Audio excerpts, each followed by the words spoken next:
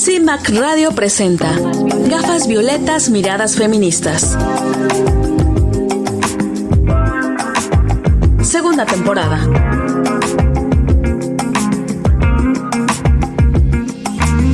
Constituyentes MX Feministas. Hola, ¿qué tal? Me da muchísimo gusto saludarlas en esta emisión de Gafas Violetas, Miradas Feministas, y me da muchísimo gusto compartir como cada semana los micrófonos con mis compañeras, las Constituyentes MX Feministas. Hoy en esta ocasión está Verónica Palafox y mi querida Joana de la Cruz. ¿Cómo están, chicas?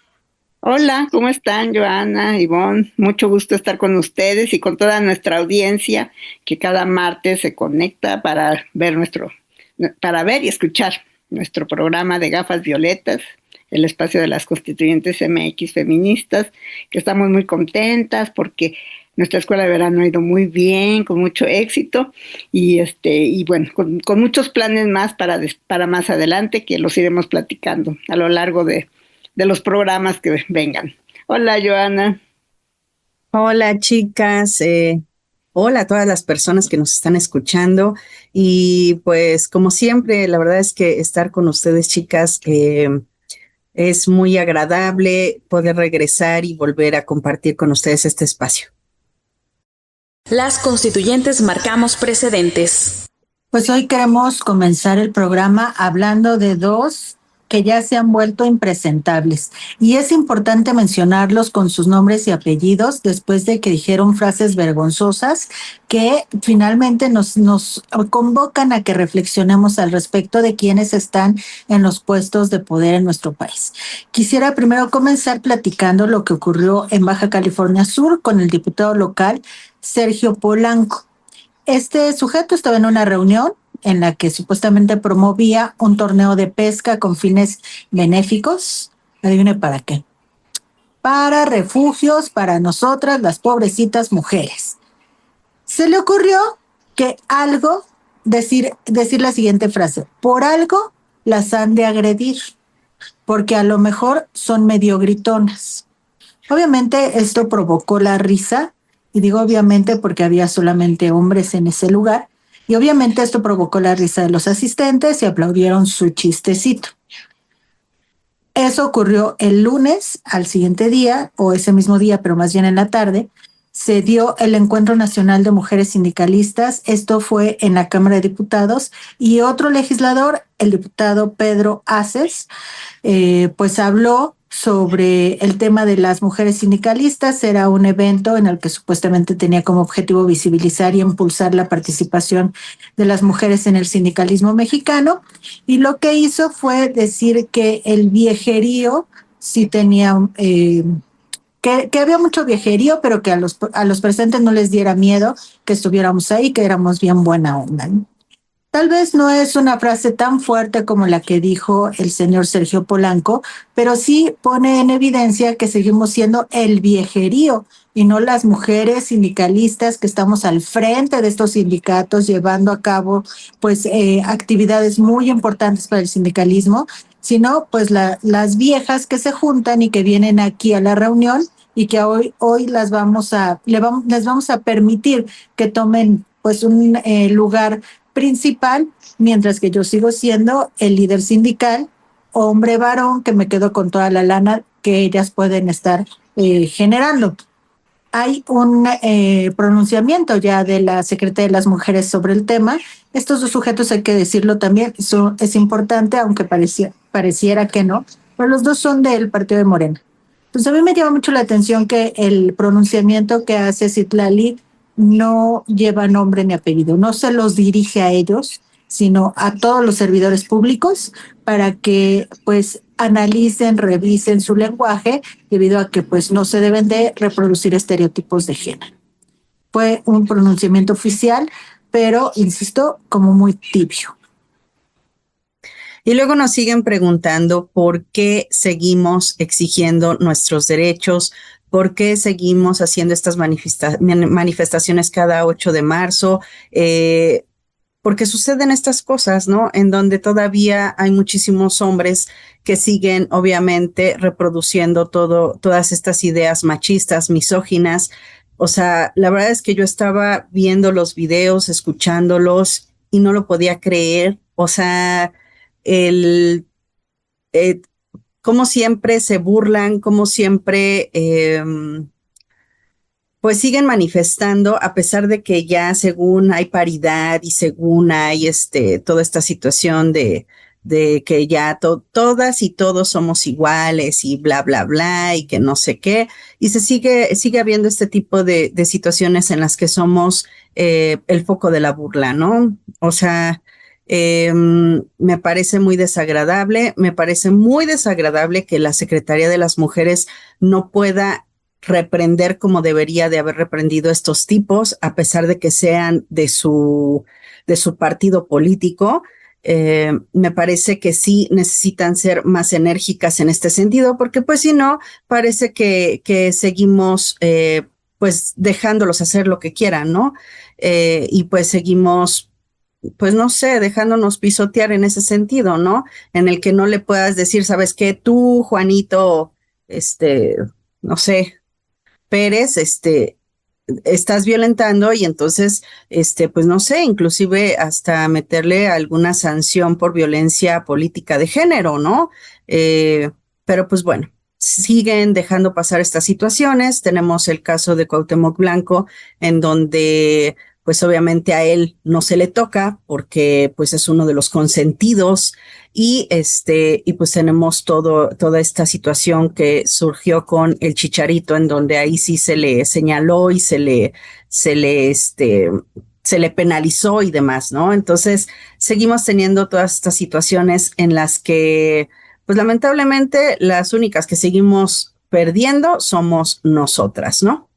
Y además, este hecho de que ni siquiera ellos saben que van a ser expuestos públicamente porque las redes sociales pues hoy publican todo, porque se transmiten las sesiones del Congreso, porque hay espacios donde en los noticieros se habla de ellos, ¿no? Entonces, ni siquiera, si dijeras, bueno, se fue a lo mejor a una reunión de cuates en casa de uno, estaban ahí encerrados, que no se permite tampoco, porque es horrible que se expresen así de las mujeres, porque digo, bueno, tienen hijas, tienen madres, tienen esposas, y estas viejas, ¿no? Estas mujeres nos siguen tratando así como pues ahí ellas, les hacemos el favor de tomarlas en cuenta, ¿no? Les hacemos el favor, en el caso de Baja California, o sea, una reunión que pudo haber sido muy positiva y alabada precisamente por las mujeres que se están reuniendo fondos para las casas que protegen a las mujeres,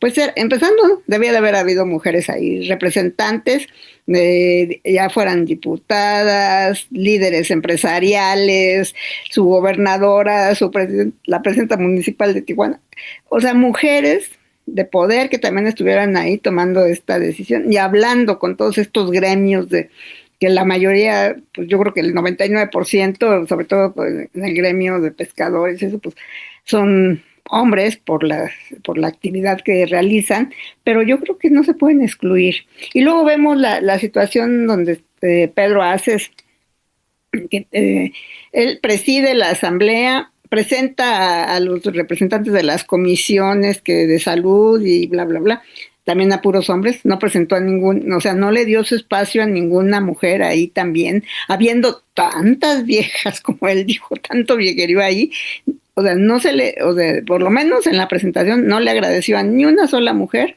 que estuviera ahí, ¿no? Las mujeres están ahí en bola y finalmente, y todos, y todavía, pues ellas están en una situación también, bueno, estoy aquí con un personaje público y ¿qué hago? Le festejo, le aplaudo, le chiflo, ¿no? Finalmente a veces a las mujeres te ponen en una situación como pues difícil, que pues yo creo que ahí las mujeres debieron de haber protestado en ese momento, porque también yo creo que muchas ya tienen esta conciencia política y sobre todo siendo mujeres sindicalistas. O sea, las mujeres sindicalistas ya tienen una formación política, una formación social y que conocen cómo se manejan los gremios, ¿no? Entonces, creo que el haberse también, o por lo menos lo que se vio en el video, haberse quedado hasta riéndose a lo mejor de su tontería o de su forma de expresarse de este hombre, ¿no? Creo que ahí en esas situaciones, pues él, pues precisamente hizo una cuestión que ofende a las mujeres, ¿no? Y sobre todo no hubo un respeto con estas mujeres que estaban ahí. Y las mujeres creo que en ese momento debían de haberse parado y salido del recinto, ¿no? Pero bueno, también en qué situaciones a veces estamos, ¿no? Pero sí, finalmente creo que no hay un respeto. Sigue habiendo este machismo en todos los ámbitos, inclusive donde se habla de las mujeres, aflora el machismo. Son eventos que son como de simulación, ¿no? O sea, el problema de la violencia en contra de las mujeres existe, es irreal, nosotras lo vivimos todo el tiempo. ¿Hay que hacer algo para solucionarlo? Claro que sí, estamos trabajando en ello todo el tiempo. Nosotras, ellos, muchos, no todos puedo decir, pero sí muchos, la gran mayoría, lo que hacen es hacer este tipo de eventos que nada más son para simular, para hacer creer que están como en el entendido, pero cuando les dejan hablar o les sueltan el micrófono, pues cometen este tipo de indiscreciones que es mostrar su verdadero pensamiento. Eso es lo que en realidad creen. Es parte de estos privilegios de machos, de hombres que tienen, que no se los quieren sacudir y no han reflexionado sobre ello. Es más, estoy segura que ni siquiera se dan cuenta de lo que están haciendo hasta que después de haberlo soltado, alguien se los señala. Y obviamente no los asistentes, porque ellos están ahí para ser los que aplauden, no los que corrigen o los que les dicen algo, ¿no? Exactamente, tal y como lo mencionas, es eso. O sea, ellos ya traen una educación machista, una educación misógina. Todos estos actos que realizan son simplemente para quedar bien ante la sociedad, ante inclusive la presidenta, ¿no? de México, que tanto está hablando de que pues obviamente ya llegó una presidenta a México y las cosas están cambiando, pero realmente en lo real vemos esta situación en la que simplemente se burlan, en la que simplemente les parece gracioso decir que les pegan porque seguramente gritaban o son unas escandalosas o se lo merecen o entonces son situaciones que obviamente intentamos erradicar nosotras como feministas, pero que con todas estas situaciones y tonterías que salen en todas estas redes y demás, en donde pues nos hacen ver como siempre nos han visto, ¿no? Como unas locas, como unas exageradas, ay, es que eso no es cierto, bla, bla, bla, bla. Y pues obviamente pues siguen minimizando toda esta lucha feminista. Sí, evidentemente ellos piensan, ay, voy a ser empático con ellas, ¿no? Y voy a hablar de ellas, pero desde su perspectiva machista, ¿no? Entonces, finalmente, ¿cuál empatía, no? Finalmente, las mujeres volvemos a estar en un papel en todos los espacios públicos, tratan todavía a ver, ay sí, las mujeres a mí a veces se me hace así como que las vamos a traer, las vamos a sentar aquí para que aplaudan, para que vean que las tomamos en cuenta, pero como digo, finalmente, pues ahí no hay un respeto y como lo hemos visto en las redes, sobre todo en esta red X, es un insulto a cada mujer. Y cada mujer que es violentada y se publica allí, los periodistas, los reporteros que ponen situaciones aún de violencia de una mujer o de dos o tres en la calle, donde sea, las respuestas que ve uno, los comentarios, ¿qué hizo? Ella se lo buscó. O sea, seguimos con esa idea generalizada y bueno, las mujeres creo que hemos demostrado que podemos tener otra posición y podemos pensar y podemos hacer otras cosas, muchas más y mejor que ellos, ¿no? Y no estar sujetas a que estos sujetos pues nos maltraten tanto en sus expresiones como en otras muchas situaciones. Hacemos una breve pausa. Estamos en Gafas Violetas, Miradas Feministas. CIMAC Radio. Queremos escucharte. Queremos escucharte. Queremos escucharte. Comunícate con nosotras al 5535 0847 61. 5535 0847 61. Y déjanos conocer tus opiniones sobre nuestra programación. CIMAC Radio, periodismo con perspectiva de género. Regresamos a seguir tirando el patriarcado. Constituyentes MX feministas. El día de hoy me encuentro muy nerviosa, eso es la verdad, pero muy contenta por la entrevista que tenemos con una periodista muy importante para el país. Yo así lo considero. Ella aborda un tema que en especial pues a mí me hace sentir como o tocar fibras muy sensibles, porque pues soy vecina de uno de esos municipios en los que ella aborda uno de sus trabajos. Y entonces, bueno, pues me permito presentarla. Ella es periodista independiente y su periodismo está enfocado a la defensa a los derechos humanos y, como ella lo diría, no a los megaproyectos extractivistas. Entonces, ella es autora del libro La fosa del agua, que creo que muchas de nosotras como feministas hemos por lo menos escuchado de. Entonces, te doy la bienvenida. Muchísimas gracias por haber aceptado platicar con nosotras el día de hoy. Quisiera que iniciáramos esta conversación. Si tú nos pudieras platicar un poco de ti, también quisiéramos conocer a la periodista, a la mujer, ¿no? Un poco de ti, cómo decidiste, pues, iniciar en tu carrera, cómo dijiste, yo quiero ser periodista y además quiero tocar estos temas que no son tan fáciles, pero pues que alguien tiene que entrarle y te agradecemos mucho que seas tú. No, gracias. No, bueno, mi historia es, en realidad creo que nunca he sido tan asertiva. Luego escucho gente que dice, no, yo desde chiquita sabía lo que me iba a dedicar o ya tenía, no es mi caso. Bueno, yo estudié en la Facultad de Ciencias Políticas y Sociales de la UNAM. Ni siquiera estaba como muy volcada al periodismo, me interesaban más otras cosas, pero entré a un periódico y bueno, me gustó mucho. Lo que sí tenía ya era un fuerte compromiso social, no necesariamente feminista de entrada. O sea, a mí lo que me interesaba mucho era el tema de la desigualdad social y la violencia estructural, ¿no? O sea, ese fue como o sea, para mí el tema de la pobreza, la miseria, para mí esos son los temas que el no acceso a los derechos como tal, ¿no? El tema de la educación, todo eso para mí, desde que estaba en la universidad, para mí siempre fue muy importante y me interesaba mucho hacer cosas como dando cobertura a las luchas sociales, a las organizaciones sociales, etcétera. Y bueno, y como que entré a un periódico y o sea, más bien lo que me interesaba era como meterme en el tema social. Y conforme pasaron los años, bueno, entré a un periódico, salí, hice otras cosas, cubrí algunos feminicidios, pero no tenía tanta, o sea, como que mis preocupaciones eran como más generales. Y en una ocasión que quería hacer ya cosas como ¿cómo se llama?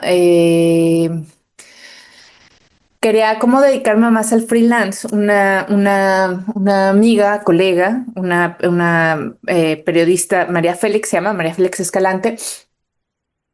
Ella estaba trabajando, era directora del Universal Gráfico, que pues es un periódico pues pues llamémosle muy masculino, muy machista, ¿no? Del formato tipo tabloide, que es el que el que más se lee sobre todo en los sectores urbanos populares. Y ella, bueno, pues ella tiene una historia. A mí me parece que ella, no sé, debería tener un perfil o algo, porque era en aquel momento, junto con la directora de La Jornada, las únicas dos directoras mujeres en la Ciudad de México, ¿no? Entonces, por un lado La Jornada de izquierda y por el otro lado Y ella, pues obviamente había un formato que era el que tenía que respetar, que era un negocio muy importante en ese momento. De alguna manera el gráfico sostenía gran parte del entramado económico del Universal, pero dentro de su margen de maniobra, pues hizo cosas muy interesantes. Por ejemplo, metió muchas páginas de salud y páginas de sexualidad. bajó, digamos, el sangrado de la portada, disminuyó las páginas de justicia, etcétera, etcétera. Y bueno, no propiamente las disminuyó, pero sí las cuidó de una manera distinta y metió cosas de sexualidad y de salud, temas de educación. Y entonces ella me invita y me dice, oye, pues ya que andas como queriendo hacer cosas, pues te ofrezco un espacio semanal para que hables sobre violencia de género, ¿no? Originalmente la idea era feminicidios. Entonces, bueno, como yo les platicaba, por un lado necesitaba económicamente, o sea, esto es una cosa que es real, ¿no? O sea, necesitaba yo una entrada. Y por el otro lado, como les decía, mi interés siempre fue como buscar, o sea, un fuerte compromiso político. Y entonces, más que pensar yo en hacer periodismo para el Círculo Rojo, que ya está convencido o no está convencido, o que llega, no, o sea, que digamos que era algo que de alguna forma tienes que hacer para seguir siendo como estando visible en ciertos sectores, me interesaba mucho que me leyeran en los sectores urbanos populares, ¿no? Entonces, pues acepté.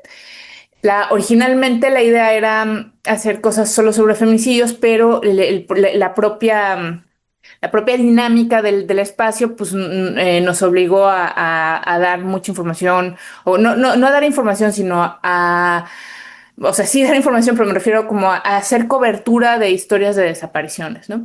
Y bueno, pues estuve ahí como 6 años y medio. Esto lo he platicado mucho, pues, ¿no? O sea, tuve oportunidad de conocer o de tener una radiografía muy, eh, o sea, no sistematizada, sino muy de lo que a mí me llegaba y de lo que, de los mecanismos en cómo desaparecen mujeres en prácticamente todo el país, pero obviamente con mucha énfasis en la Ciudad de México y el área metropolitana, que es donde yo estaba situada y ahí digamos, era como lo más cercano, pero pues conocí historias de todos lados, ¿no? Entonces me permitió tener como un panorama muy amplio sobre los mecanismos. Y bueno, pues así es. Y obviamente en el Inter, pues me di cuenta de muchas cosas, adquirí conciencia de muchas cosas, empecé a leer más, o sea, entendí mucho que me hacía falta esta parte. De entender más sobre los movimientos feministas, de que yo tenía como una ceguera muy grande en estos temas, a pesar de que había un compromiso de derechos, no tenía esta parte muy específica del género y bueno, pues eso ha sido un aprendizaje a partir de ahí. Y pues así conozco estos casos y bueno, de ahí sale el libro. Justamente era lo que quería que nos platicaras, Lidia. ¿Cómo hiciste para cambiarte de estas columnas que tú estabas escribiendo a decidirte por un libro? Porque finalmente es una forma de escribir diferente.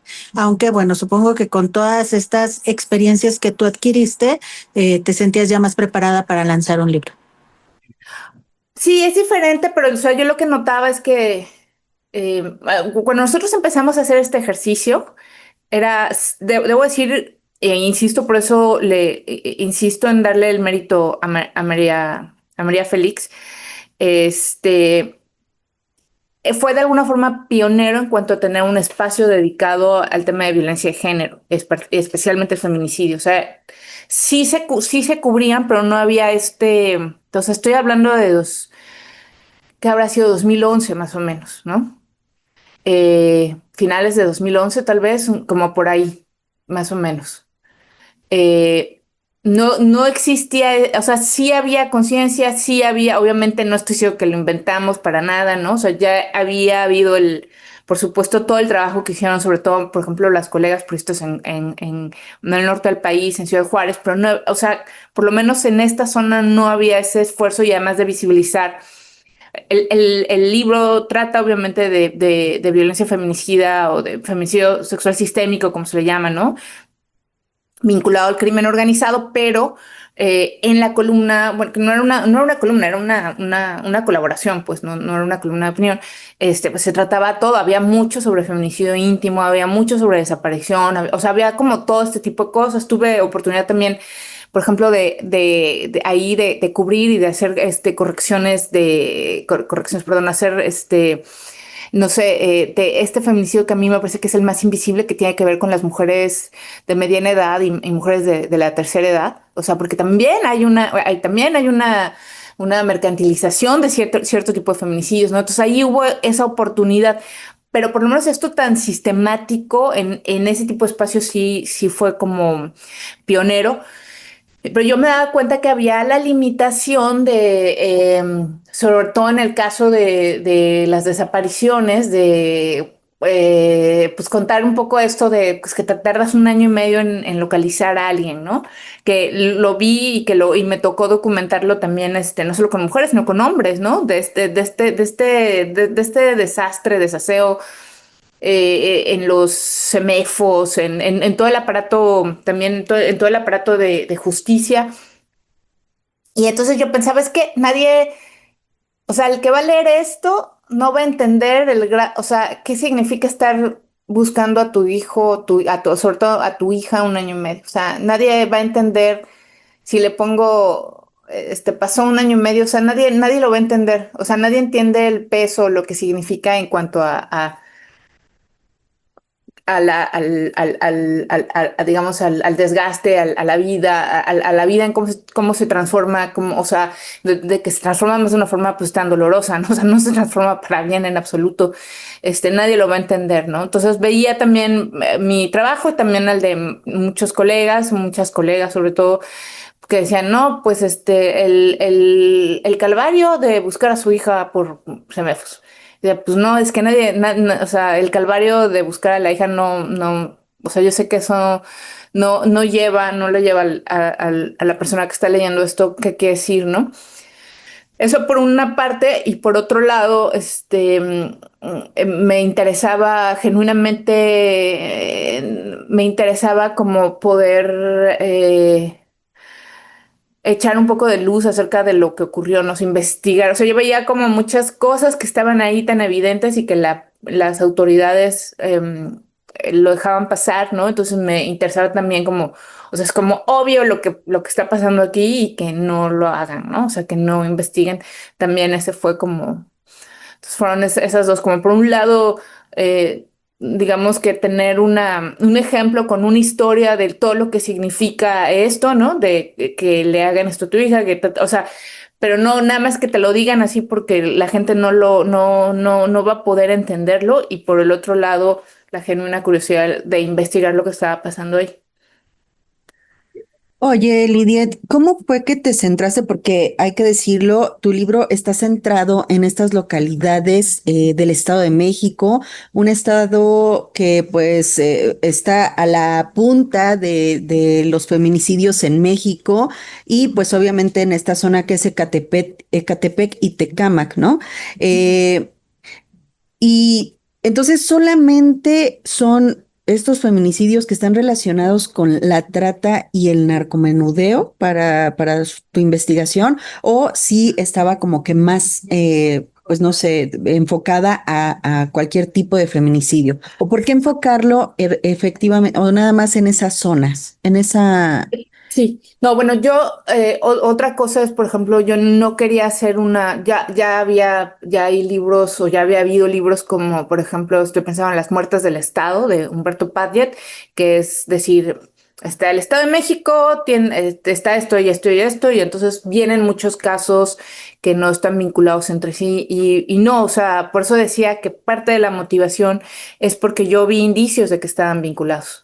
Entonces es sobre esos casos, que muchos de ellos tienen indicios de vinculación, por las llamadas de teléfono, por el perfil, pero específicamente por el espacio geográfico, ¿no?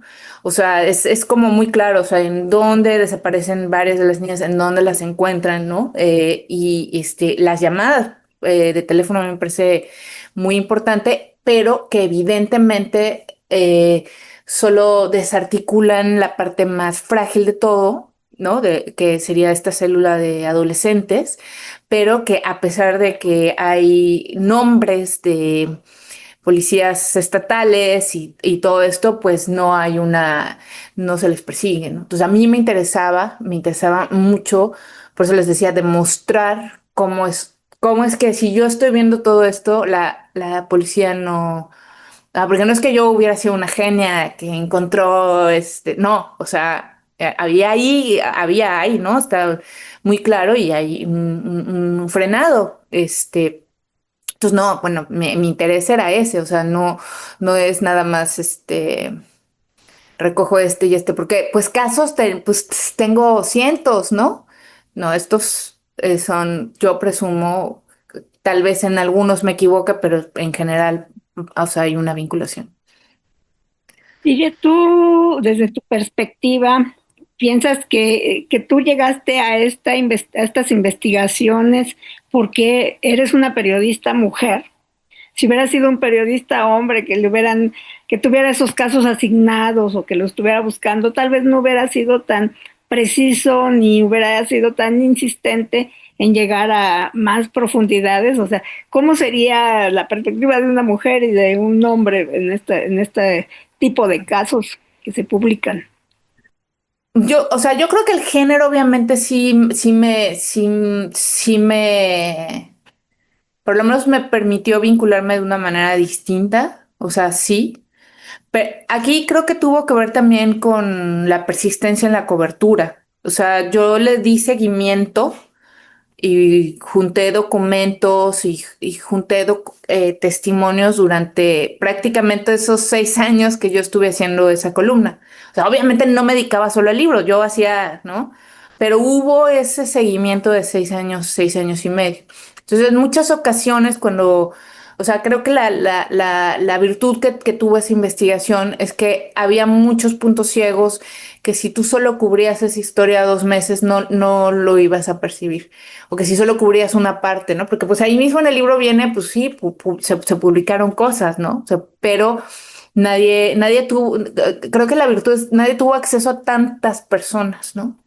Entonces, eso también, digo, más allá, o sea, sí, claro que hay una sensibilidad distinta, una forma de comunicarse distinta, sobre todo con las mamás de las víctimas, ¿no? Pero también el tipo de reporteo, de investigación que se hizo es distinto al que usualmente se hace, ¿no?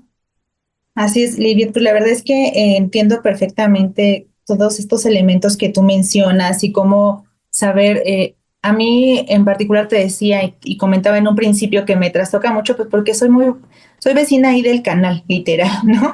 De Ecatepec. Entonces, alguna vez tuve un episodio un poco, yo siento que era una persona que era la primera vez que lo quería hacer y como que de jalarme para allá y yo no y demás.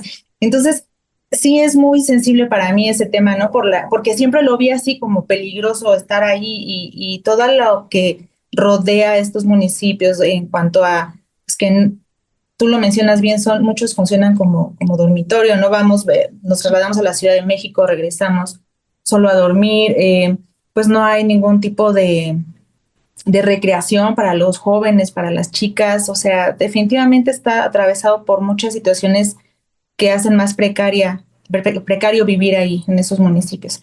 Entonces, me gustaría preguntarte dos cosas. Por un lado, ¿cómo se regresa a, o sea, cómo te desconectas o cómo logras poder sanar toda esta información? Porque nosotros de leerla, de vivirla como colectiva, pues de que estás en contacto mucho con estos temas, te merma, ¿no? Te deja ciertos momentos de depresión, creo también. Entonces, el haber trabajado con esta información tan delicada, tan sensible, con mucha crueldad, ¿cómo fue para ti poder sanar? Y por otro lado, ¿qué otros proyectos tienes? Y si tienes en puerta algún otro material del que nos quieras compartir. Entonces, cuéntame. Bueno, no es así de que o sea, yo dejé la columna esta que le dicen la colaboración, la dejé en parte porque mi terapeuta me dijo que la dejara, porque ya tenía pues ya tenía un grado importante decía, pues es que no es estrés postraumático porque lo sigues haciendo, entonces no puedes decir que es postrauma, si más bien sigues ahondando el trauma, ¿no? Entonces, no, así de que yo me desconectaba y pues no para nada. O sea, hay un costo emocional y creo que es importante decirlo porque no es, o por lo menos esa fue mi experiencia. Pues yo tengo un diagnóstico, ¿no? De estrés postraumático con el que sigo cargando de alguna forma, ¿no? Y que sí ha impactado de alguna forma. tan impactó que he tenido que dejar un poco el periodismo. Me puse a hacer un posgrado, según yo, como para descansar, pero sigue estando ahí, ¿no? O sea, sigue estando presente y bueno, con culpas, porque uno dice, no, pues si no lo hago yo, nadie lo va a hacer, que es como una cosa ahí medio egocéntrica que uno tiene, que no se lo puede quitar.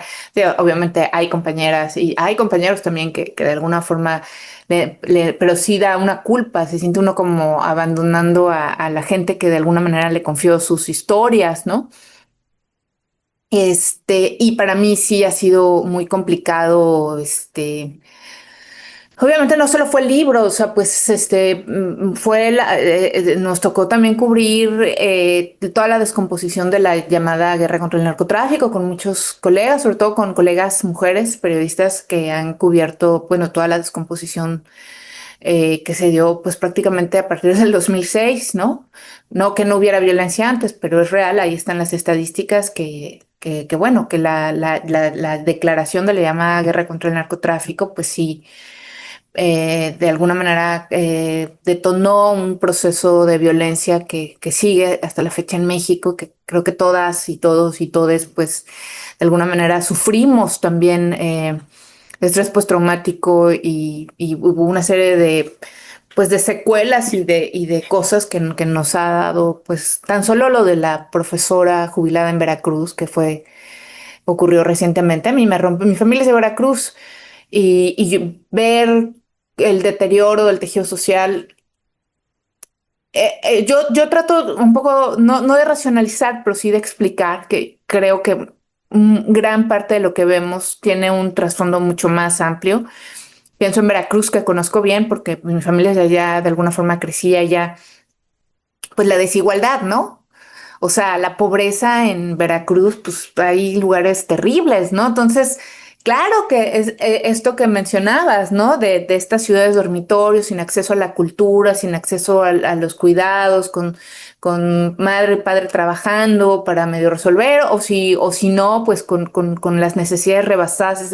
Todo eso, pues obviamente son caldos de cultivo para la violencia, son para estas pedagogías de la violencia y de la crueldad, como lo mencionas, que pues bueno, que han lastimado o sea, nuestro territorio y las personas que amamos, las sociedades, las comunidades que amamos, pues de una manera muy particular. Y pues bueno, así como tengo esta onda, este compromiso de las cosas tienen que ser sociales, pues aunque yo vaya a terapia y etcétera, pues yo sé que la solución no es lo que está muy, por ejemplo, el autocuidado. O sea, sí, claro, uno se tiene que cuidar, una se tiene que cuidar, una tiene que ir a terapia, pero hay toda una serie de condiciones sociales y de cosas que necesitamos transformar para realmente, eficazmente tener un verdadero cambio, ¿no? Mucho por hacer, ¿no? Cuidados de primera infancia, cuidados de la maternidad, o sea, tanto, tanto, tanto, tanto. Y bueno, en septiembre próximo, después de que me alejé, hice una maestría. Hice una investigación porque a mí me interesaba mucho. Durante todo ese tiempo también como que, o sea, me invitaban mucho a hacer talleres, a dar talleres sobre cobertura de violencia de género con mis colegas, sobre todo con colegas periodistas de la Ciudad de México, de los estados, del interior de la República. Y a partir de ahí como que desarrollé una serie de cosas que quería articular. Y en septiembre va a ser publicado por el mismo sello de debate de Random House, un libro que es parte de esta investigación que se llama Feminicidio Mítico y es acerca, o sea, yo lo que observaba era que tanto los periodistas informamos los feminicidios a partir de ideas que ya tenemos. Y lo que informamos es además retomado por otros productos culturales como la ficción, el cine, etcétera, y es todavía deformado aún más.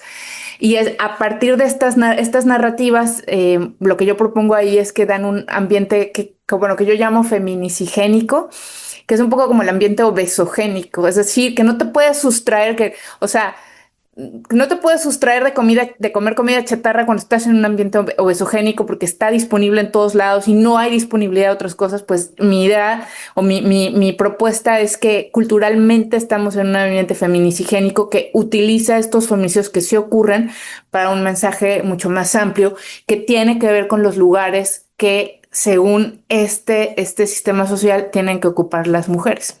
Entonces, más o menos de eso trata. Analizo feminicidios en México, pero también en otras partes, sobre todo de Estados Unidos, porque creo que tiene que ver con una cultura occidental, con esta cultura occidental hegemónica. Y bueno, suena así muy acá, pero trae cuentitos, o sea, suena así como, ay, qué flojera, como un libro que no leería yo, pero no, trae cuentos, trae un reportaje importante, o bueno, me parece que es importante sobre la cobertura que se hizo, por ejemplo, a Goyo Cárdenas, sobre la forma en que se han mercantilizado motivos de Ciudad Juárez y otras cosas más. Ya tienes nombre del libro, ¿dónde podemos conseguirlo? ¿Nos vas a invitar a la presentación? Se llama Feminicidio Mítico, así se llama. No tengo presentación todavía, pero sí, claro que las voy a invitar. El asunto ahorita es que les cuento, estoy, como les dije, que no me alivié con lo de la maestría, me vine a hacer un doctorado, entonces estoy fuera del país y no estoy segura de que pueda regresar porque tengo que renovar. O sea, yo estoy bien aquí legalmente, no voy a terminar en la Alcatraz de Trump.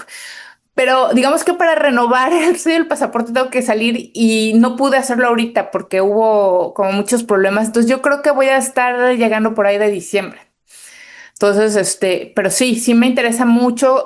La verdad es que le eché muchas ganas. Tenía pensado o sea, está pensado en especial para como las nuevas generaciones, para destrabar estas narrativas, de una crítica muy fuerte a la idea del asesino serial y de cómo o sea, qué papel juega en este ambiente, en este sistema y bueno, pues eso. Oye, Lidiet, nada más como para ir cerrando, me gustaría que nos hablaras sobre esta normalización de la violencia ya como sociedad. O sea, nos dan cifras y cifras y cifras que obviamente intentan maquillar, lo sabemos perfectamente y tú te diste cuenta junto con esta investigación que realizaste, pero esta normalización de la violencia en la sociedad, o sea, ¿tú qué perspectiva ves con todo esto que has investigado? Sí. Bueno, sí, muchas veces, un poco como lo que menciono un poco como lo que mencioné hace rato es que sí hay una base muy importante, o sea, por un lado de desigualdad social, que hubo un detonante que explotó y una vez que se empiezan a reproducir ciertas culturas de la violencia es muy difícil de frenar. Eh, esta parte me parece que es muy interesante y tenemos que ponerle mucha atención, porque una vez que detona ciertas cosas, es difícil de frenar. Me da la impresión de que, por ejemplo, con el cambio de régimen, por decirlo de alguna manera, o sea, desde 2018 para acá, que sí hay un rompimiento al menos con lo que es el PRI y el PRI-PRIAN, ¿no? Creo que hay una parte, llamémosle positiva en el aspecto de hablar de los temas sociales que están detrás, pero no ha habido una instrumentalización importante, uno, en ciertos puntos clave para mí, que tiene que ver con educación, primera infancia, un poco lo que hablaba por aquí, pero por el otro, el tema de la impunidad. Y hay discusiones que van a ser eh, muy incómodas, empezando, por ejemplo, llevamos 25 años cambiando de sistema judicial, no se termina de implementar. En el papel hay aspectos de los derechos humanos que son como que parece que están como muy bonitos, pero que de repente pueden ser muy problemáticos. Pienso, por ejemplo, los adolescentes, por ejemplo, que fueron detenidos en este caso, todos ya salieron. o sea, les dieron 4 años por torturar sexualmente y matar, no a una, sino a varias jóvenes. Y ahí me pregunto si este tipo de cosas está basado, por ejemplo, en temas de derechos humanos, porque eran niños, pero me parece que hay una implementación que no, o sea, no puede ser que si tienes 17 años y tortures, salgas a los 4 años, ¿no? O sea, me parece que ahí no, o sea, se está entendiendo de forma muy mal los derechos de la infancia. Porque entonces, ¿qué pasa con los derechos de las niñas, no? Y con esto no estoy diciendo que vayan y los dejen 50 años, porque también el aumento de penas ha sido constante en toda América Latina los últimos 30 años, también es real, y eso no ha inferido, o sea, no ha generado un impacto en la reducción de los delitos de alto impacto. O sea, eso también es real. Pero sí siento que hay cosas que hay como una sordera y un acallamiento para víctimas de delitos muy graves, de alto impacto, que está, pues no sé a dónde nos vaya a llevar, ¿no? O sea, y que no hay no, o sea, yo veo el sistema muy rebasado, hasta en insumos, por ejemplo, lo que platican cuando hay un caso, no hay pruebas de ADN, no tienen, o sea, es una suma de cosas que tampoco han querido ver y no sé si no han podido, pero me parece que hay pues no sé, una negligencia ahí muy grande, ¿no? Muy, que insisto, no es de ahora, ¿no? Pero pues que sigue estando y entonces el país se vuelve a incendiar con cualquier cosa, ¿no? Eh, es una situación muy compleja y muy dolorosa. No, se tendrían que hacer muchas cosas en muchos frentes y no veo que haya, también creo que hay como que digamos que todo lo que se critica es tomado como que es la oposición, ¿no? Entonces eso, y también es real que todo lo que se critica es instrumentalizado por una oposición que de alguna forma nos llevó a esto. Entonces hay un problema ahí muy pues que va a estallar, nos va a estallar en la cara, ¿no? O sea, pues que a mí me genera mucha tristeza, ¿no? Te agradecemos mucho No, todo este tiempo y el habernos explicado todo esto que pues nosotras leemos el periódico, vemos una nota, pero ahí queda, ¿no? O sea, la noticia es lo que decimos, eso es lo más triste que pasa, porque leemos un caso, es sensación de unos días, una semana, pero viene otro caso y entonces este caso ya se va quedando sí. como en el olvido, ¿no? Entonces, pues personas como tú, mujeres como tú, que se atreven a dejar ahí el testimonio, pues realmente esperemos que sí vaya cambiando también nuestra sociedad, nuestras autoridades pongan atención a todo esto que tú encontraste. Hacemos una breve pausa. Estamos en Gafas Violetas, Miradas Feministas. En CIMAC Radio queremos escucharte. Queremos escucharte. Queremos escucharte. Comunícate con nosotras al 5535 0847 61. 5535 0847 61. Y déjanos conocer tus opiniones sobre nuestra programación. CIMAC Radio, periodismo con perspectiva de género. Regresamos a seguir tirando el patriarcado. Constituyentes MX Feministas. Muchas gracias por habernos acompañado en una emisión más de su programa Gafas Violetas, Miradas Feministas a través de cimacradio.org. La verdad espero que hayan disfrutado esta entrevista que hicimos. Me parece que es muy importante pues que toquemos estos temas. El feminicidio en estos lugares del Estado de México se ha ido incrementando y me parece muy importante que pues no quitemos el dedo de renglón, porque pues ahora ya están a punto de desaparecer las alertas de violencia, ¿no? Entonces es importante que sigamos recalcando que la violencia no está disminuyendo, al contrario, está aumentando y pues bueno, esperamos que hayan disfrutado y pues nos vemos la siguiente semana. Ivonne. Gracias, Joana. Gracias, Vero. Muchísimas gracias por esta oportunidad, por platicar y reflexionar todos los temas que planteamos hoy sobre la mesa. La entrevista con Lidiet, por supuesto, no la echen al saco roto. A las mujeres interesadas en periodismo, ahí tenemos un buen ejemplo de cómo echarle, para qué línea nos podemos inclinar. Hay formas de hacer buen periodismo en nuestro país, aún y a pesar de todo lo que haya en México y de todos los medios y demás, sí se puede. Y muchísimas gracias, por supuesto, por habernos seguido en este programa, con la invitación amplia a que sigan de cerca las actividades de las constituyentes MX feministas. Vero, muchas gracias. Pues muchas gracias, Ivonne, Joana. Sí, en efecto, como dicen, estos temas de la violencia hacia las mujeres y los feminicidios tienen que seguirse exponiendo, seguir hablando de ellos.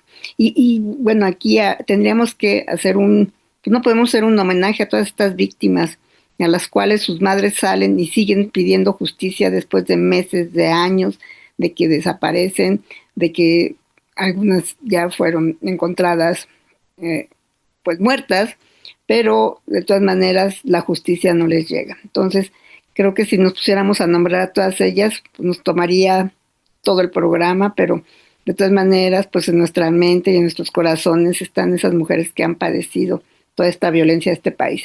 Y para concluir, voy a concluir con una frase de Sylvia Plath, la poeta norteamericana, que se suicidó a los 30 años también, porque las presiones sociales a veces son muchas, y ella dijo: sal y haz algo, no es tu habitación la que es una prisión, eres tú misma. Esa es la frase de esta semana. Gracias.